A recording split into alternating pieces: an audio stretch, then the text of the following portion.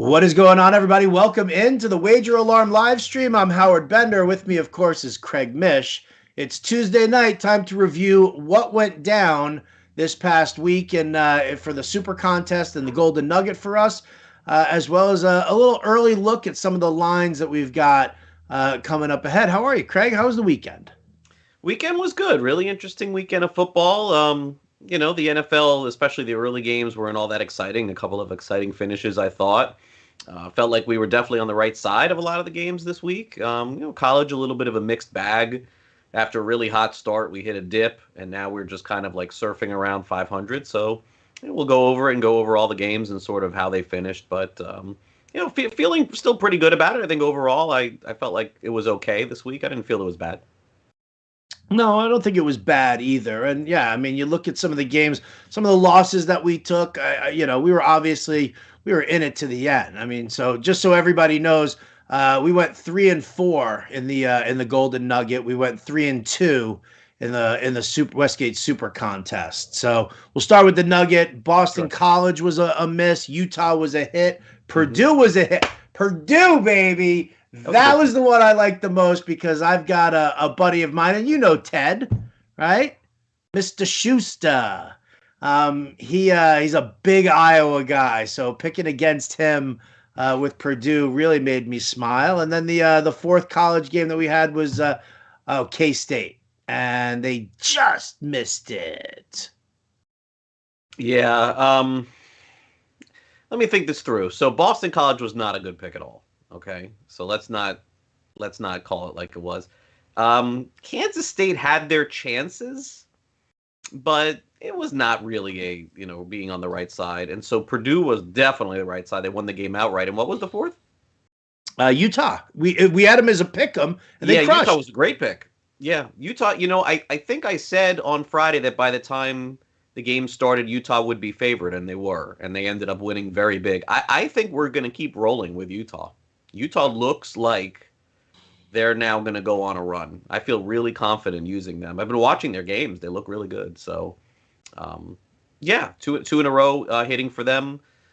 Kind of looking back on it, the only regret, I suppose, was Boston College because really from start to finish, it was a close game and it sort of went the way that I thought it would, but I did not anticipate the end being that difficult. But, yeah, so 2-2. I feel like we're going to hit the right number. This week, unfortunately, in college, there's like no top 25 games. So we're going to be scrounging a little bit. But I already have my eye on a couple of games for sure. Good. We seem to do better when we avoid the top 25. Purdue beat the number 2 team in the country outright. I know that was great, right? 12-point dogs. So Purdue is now 6-0 their last 6 times in Iowa. How about that? Stuff to remember, right? Write it down in my bet book. This is what I learned today.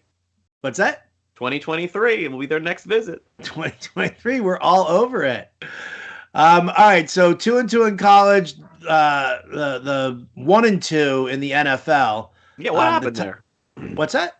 Why did we go 1-2 in the Golden Nugget in the NFL? We went 1-2 because the Panthers suck at football. Panthers definitely hurt us. Yeah. Yeah. They were up. We did not deserve that one. They were up in the third quarter, and then they coughed up 14 points, like in no time at all. Yeah. We're gonna have to stop with. Darnold is. I think Howard personally, I think he's gonna get benched. What do they have behind him though? They don't have anything. Walker, whatever his name, PJ Walker. Yeah, they're not going with PJ Walker. I gave you my opinion. Yes, you did. I think he's going to get benched. All right. Well, I don't think that he can continue to play late. Now, look, Anderson dropped some balls, and DJ Moore dropped some balls, yes, and McCaffrey's not there, yes, but no, this is trending exactly like it did a year ago with Teddy Bridgewater. Same thing. Okay.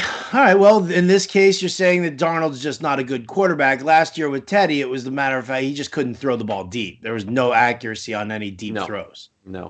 Similar to this week, by the way, with Teddy Bridgewater. Go Teddy. We'll get to him. Go Raiders. I know. Oh, what? I didn't give you your due yet? We're not at that game yet. Let's talk about the fact that we went with this. We'll get there. The Steelers. We had them -5. I feel and we good got about that one. What's that? Did you think we blew that one? I don't know. I don't think we blew that one. I think the Steelers blew that one. How do you let Geno Smith come back on you like that and cover that spread? Yeah, that was I mean, the back door is always the fear, I guess, with that. I feel no better about Seattle after watching that game last week. So the only thing, if you watched our stream last week, what we did do is we pivoted and decided that we were not going to take Pittsburgh in both the Golden Nugget contest and the Super contest, and we subbed out Pittsburgh, if I'm not mistaken, in the Super contest for the Packers, correct? Correct. And so that gave, and so sometimes you got to hedge like that. And so that's how we ended up 3-2 in the Super contest. So Pittsburgh was a loss, and then the third one was Tennessee. Tennessee, baby. Yeah, Tennessee, we hit on both, right? We hit Tennessee on both. Yeah. We lost on the Panthers on both. Yeah. 2 weeks in a row. 2 weeks. Never again. We hit on the Packers. We hit on the Packers. Right. Then you hit on the Raiders. Okay. I see. Now we're talking. Like I had to talk really on that one. Strangle you on that one. All you. Denver's not good. They're not good. Cleveland is going to beat Denver on Thursday. It doesn't matter who's playing. How is Cleveland going to win on Thursday when they don't have Chubb, they don't have Hunt, Baker Mayfield has an injured throwing shoulder? Denver is one of the worst coached teams in the NFL. The most conservative team that still is doing this running the clock stuff down to 1 second. Immediately when Teddy Bridgewater hikes the ball, what do you think is going to happen? They're looking at the clock, the defenders, as it goes down. 5, 4, 3. They don't even need to know the snap count. It is a very poorly coached team. Nothing has changed with Denver. They won their first 3 games against the worst 3 teams in the NFL. I don't think any team that they've beaten in their first 3 has won a game at all since then. And the Raiders, it was playing for the coach. I mean, wasn't it obvious? Like, that's kind of how it felt like that. And by the way, the game felt like they were playing very hard. And we're going to fade the Raiders now. It's fine. But Denver is not good. Denver's terrible. Terrible. So Cleveland -3.5 is your lean already. It's your pick. It's not even your lean. I'm not taking Denver again. All right. Good to know. And then let's talk about the worst beat of the year. The Patriots? That's the worst beat thus far. That's the worst. That was a bad beat, dude. We had that one, and that was devastating. Devastating. That was devastating on so many levels. I mean, not only was the right side like 5 different times, but if you watch the game, first of all, why Mac Jones threw the pass that Diggs intercepted, I still am trying to understand that one. Because this is a Belichick team, you know? Right. How Belichick allowed a block punt is also a miracle. But think about this. There's less than 2 minutes to go in the game. New England has 1 timeout. Howard, if this guy, and New England came back and then they went to overtime, right? But if Diggs just falls down, the Cowboys kick a field goal and the time runs out. And that's the game. And that's it. We win. New England loses, but we win. What happens? He finds, was it Bourne wide open for 75 yards? Diggs falls down, and now we're going to overtime. And then, okay, all right, so we go to overtime, fine. New England gets the ball first? Oh, we definitely win that bet. Okay, so now all Dallas has to do is come down, kick the field goal, and the game ends. And that didn't even happen. Oh, my gosh. Worst beat of the year. You know, we were talking about this, and, you know, the whole Dallas, whatever. It was it's just the point spread. That's all this stuff is, man. New England's still not good. And Dallas, yeah, obviously they're good, but their lines are still going to be very inflated. New England should have won that game. They should have beaten the Cowboys that game. New England should have beaten Tampa Bay when they played Tampa Bay. New England plays very good defense. They have 2 good running backs. They're keeping the other team off the field. Mac Jones is pretty good too. And I would guess next year, I think New England's going to be good. I think they'll win 10 games. This year is not going to happen. They need some more time. But Dallas's offense is going to be fantastic. They're going to make the playoffs. They play in a horrible division for sure. but do not fall in love with that team right now. I am telling you now, it is. I don't think that they're like Super Bowl bound or anything like that. All right, listen, you're not going to get an argument out of me on that one. I gave you what my argument against making that pick was, and after watching the game and seeing the way it all went down, you were 1,000% right. I mean, I think I was good to question it and kind of get the rationale here. Yeah, for sure.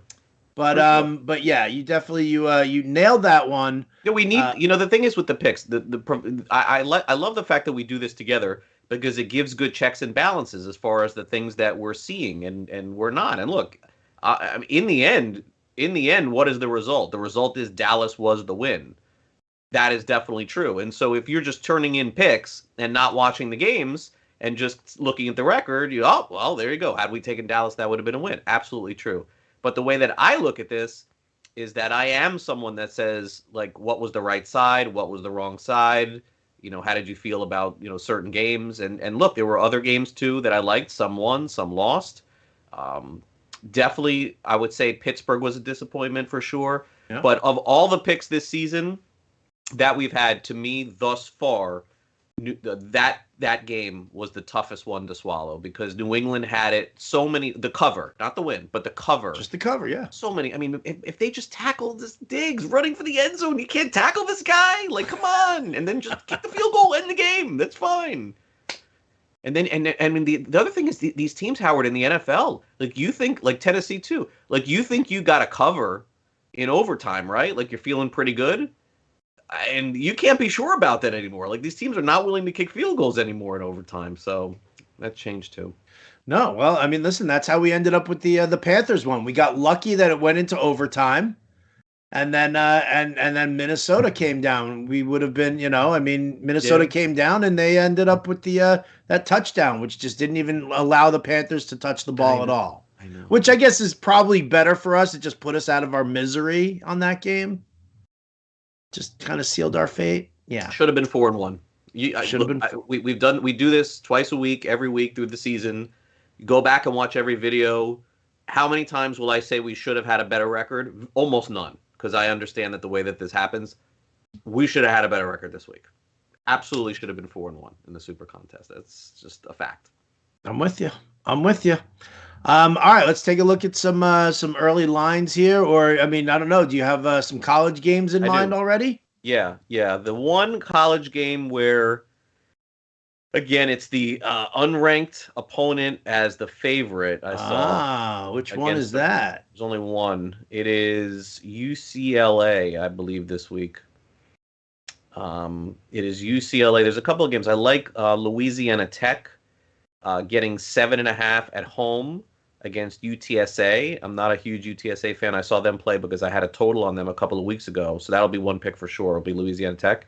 And then the other one will be UCLA, and I can't find it here, but it's a very late game. I believe they're -2.5 against Oregon. Yes, -2.5 against Oregon. Oh, it's actually an afternoon game, 3:30 Eastern. The biggest game for Chip Kelly since he's been at UCLA. They'll sell the place out in Los Angeles at home. Oregon comes in 5-1. Pac-12 is sort of upside down. No one knows who's going to win. So we'll probably end up taking UCLA. And then Sells, who, by the way, I got to give Sells some credit here, Howard, because when things happen with our narrative, I got Sells messaging me. Hey, with no information, just just shooting me something that happened. So I think we're all aware at this point. And this is a fantastic question and one that we're going to have to understand.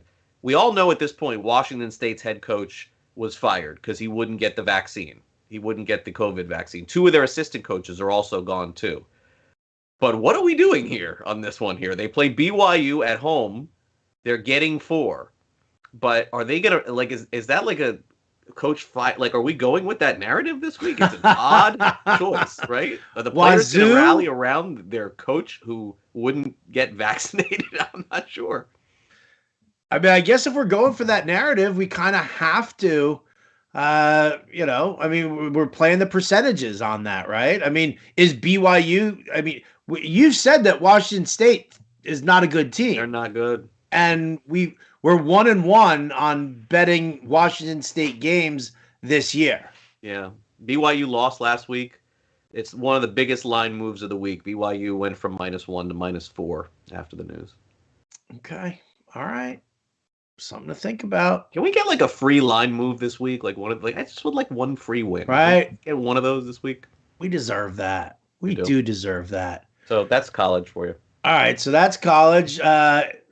Thursday night game. Again, it's Cleveland -3.5 over Denver. You are, it's either a no bet or it's Cleveland for you. Which is it going to be? Absolutely. No interest in Denver at all. Right. So is it going to be Cleveland or is it a no bet? What's your lead? I mean, we probably won't use it in the contest, but it would be Cleveland for me. I mean, not only are they poorly coached, but Teddy Bridgewater.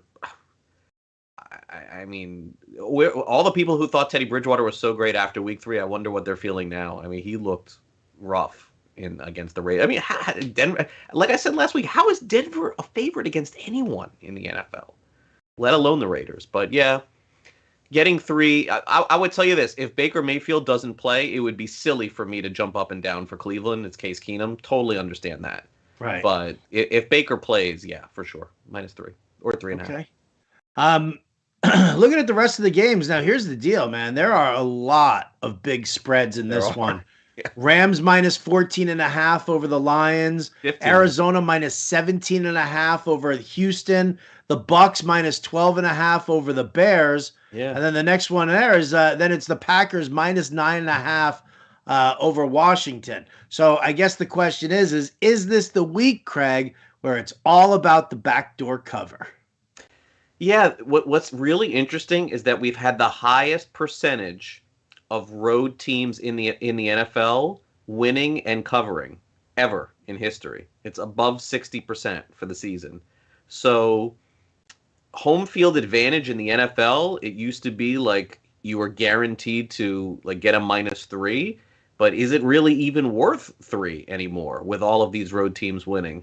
So my first inclination is definitely looking at the Lions, the Jets, the Bears, and the Texans, and thinking there's probably a shot at the very least, Howard, that 2 of those teams are going to cover. So we are probably going to be at least on one of the dog sides on the road, because if this trend continues, I think we want to be on it. But hold your nose, because, again, it's the Jets, the Lions, the Bears, the Texans. I guess of those four, Jets, Lions, Bears, Texans, I would at least say here on Tuesday that the Bears of those 4, to me, would be the one I would be at least the most interested in to start the week. Very worried about the Lions now with the coach throwing the quarterback under the bus. Very concerned with that. Houston looks. Is that not motivation? I don't know. For the fact that this is the revenge game narrative that the Rams were like, goodbye, Jared Goff. We'll take Matthew Stafford. Or is the Matthew Stafford revenge game narrative trump the Goff revenge game narrative? Who wants it more, Craig? With the spread, I don't know. It's 15.5, by the way. Ooh. Yeah, the least likely one, I think, for me as it stands, and they could cover, but how could we possibly take Houston, you know? Like, Arizona definitely does not deserve to be 17-point favorites over anyone. I don't care what they did last week. It's Cleveland. Doesn't bother me. But Houston, Howard, looks really done. Like, they look really like big trouble. Like, I don't think they're going to win a game the rest of the year. I thought they'd be competitive. The NFL teams are competitive. Don't get me wrong. Houston's going to beat somebody probably before it's over, and they're going to cover some spreads. Their record against the spread isn't horrible. But, like, if we took Houston plus 17 and we had to come back here next Tuesday night and defend that, that's hard to do. Yeah, that's really But hard. you don't think that the David Johnson revenge game narrative trumps the DeAndre Hopkins revenge game narrative? Plus J.J. Watt. Yeah, not a huge fan of that one. The biggest line move, I saw this morning, the biggest line move is, for some reason, Kansas City went from -3 over the Titans in Tennessee to -6, and now it's 5.5. And the only thing I could think of is short week Tennessee. long game Monday night. Chiefs look better. I don't know, but that was the biggest move of any of the game, and Tennessee won, so that was interesting for me. Yeah, 20 carries for Derrick Henry there. Maybe they're thinking that it is a short week and they aren't going to be able to overwork him. I don't know because Derrick Henry looks absolutely superhuman. Ridiculous. Yeah, it's insane. It's insane. Even watching him on that 72-yard run was like, how is that dude that big running that fast? Like, I get it. It's the NFL and everybody's fast. But when you're like outrunning, cornerbacks who are supposed to be faster than you, that was crazy. That was insane. Yeah. So you don't want to look at the Panthers -3 over the Giants? It doesn't interest you? No, I don't think so. It's probably the right side. The game that and again, it doesn't fall into the whole road thing, but the game that the line, like if you said like normally I'm good with this, like where I'll give you the line looks off and we're going to take the side. It does sort of look off the Cincinnati-Baltimore game because Cincinnati's playing great. And I think that if I asked you, Howard, like, what do you think the line should be?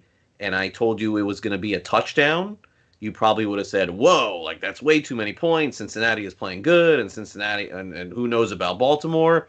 It kind of feels like maybe this is a Baltimore side on this one to me. Right, that they're begging you to take Cincinnati here with the points. It feels like one of the most popular picks is going to be taking Cincinnati.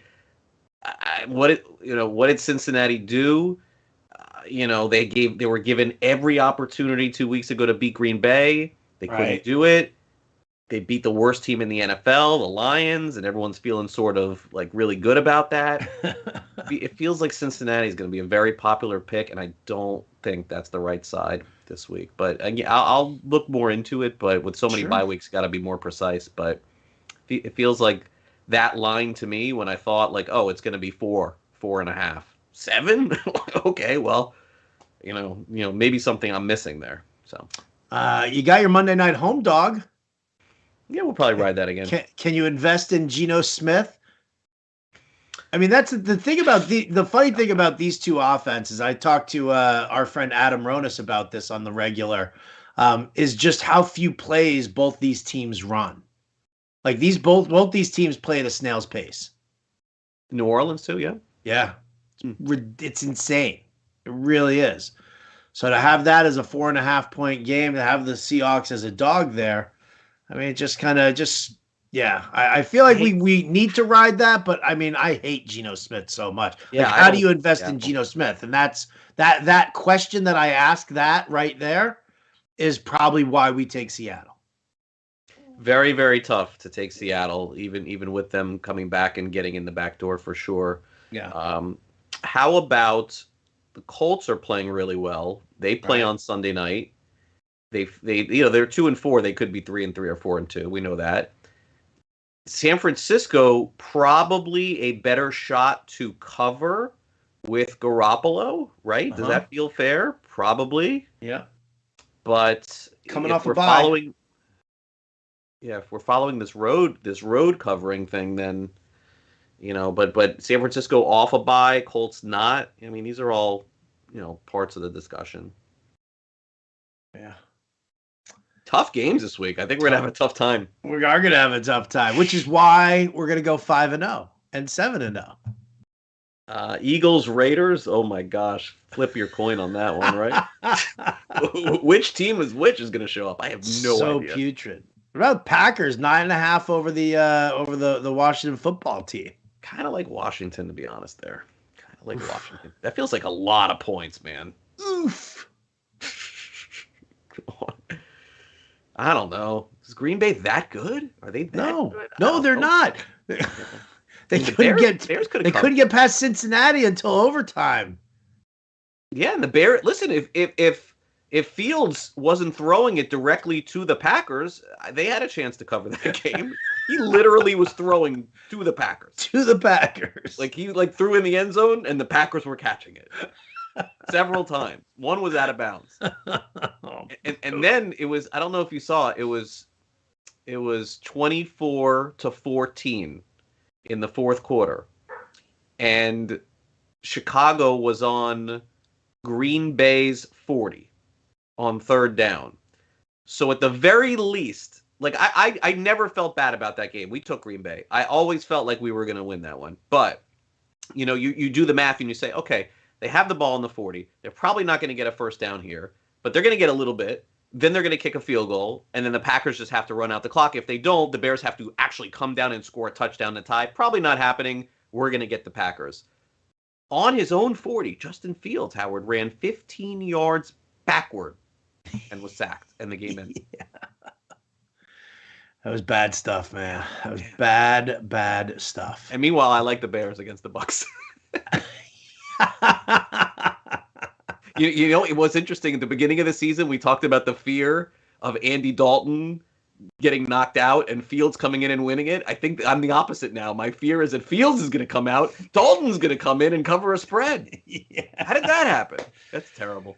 Oh my God. It's true though, right? Like Fields doesn't look like he's like, I don't know. It's probably not his fault. The coaching looks bad there too, but oh my gosh, Fields looks rough, man. He looks really rough. All right. Well, so there you go. A nice little early look at the disgustingness that is NFL Week 7. It's going to be a tough one here, but you can catch me and Craig on Friday night as we make our picks for the Super Contest and the Golden Nugget. Texans plus 17, baby. Texans plus, I'm telling you, ride that revenge game narrative. Jared Goff leads the Lions to a backdoor cover. And David Johnson scores 2 touchdowns against the Arizona Cardinals. Here, right before we go, here is a serious question. I want you to think about this, okay? Okay. In the Cardinals, I went to their Super Bowl that they played in Tampa. I believe they played Pittsburgh, right? And Kurt Warner was the quarterback? Okay, yes, I went to that game. And it was actually fairly close. Like Fitzgerald caught a touchdown, they kept it close. Warner was there. I don't even know who was running the ball for Arizona at the time. I can't even remember. Their defense was pretty good too, I assume. Howard, have the Arizona Cardinals, since they've been back in Arizona, ever been 17-point favorites in a game? No, probably not. Right? 10 probably years? Not. Probably not. Probably not. Houston. Little food for thought there from Craig Mish at the tail end here of the Wager Alarm live stream. We're going to thank Matt Sells, our producer, as always, for helping us out. For Craig Mish, I'm Howard Bender. We'll catch you next time.